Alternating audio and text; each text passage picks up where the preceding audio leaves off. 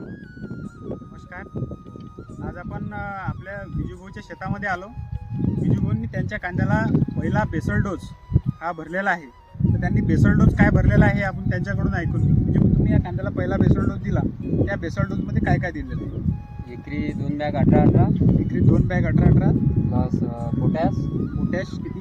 Potash 1 bag, potash 1 bag, sulphur, Annapurna आणि मायक्रोराज. तर यांनी यांच्या एका एकराला एकरी 2 बॅग 18-18, त्याच्यानंतर पोटॅश 25 किलो, त्याच्यानंतर अन्नपूर्णाची 1 बॅग, त्याच्यानंतर बेन्सल्फ म्हणजे महाजनचं बेन्सल्फ किंवा म्हणजे सल्फर, त्याच्यानंतर आणि मायक्रोरायझा. जेणेकरून यांचा जो प्लॉट आहे यामध्ये कोणत्याही प्रकारची बुरशी येणार नाही, कीड येणार नाही.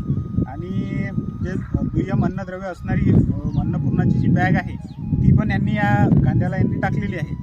तर तुम्हाला पण कांद्यामध्ये जर भरघोस उत्पन्न जर घ्यायचं असेल तर तुम्ही अशा प्रकारे जर बेसल डोस टाकला तर आपल्या कांद्यामध्ये भरघोस असं उत्पन्न येऊ शकतं.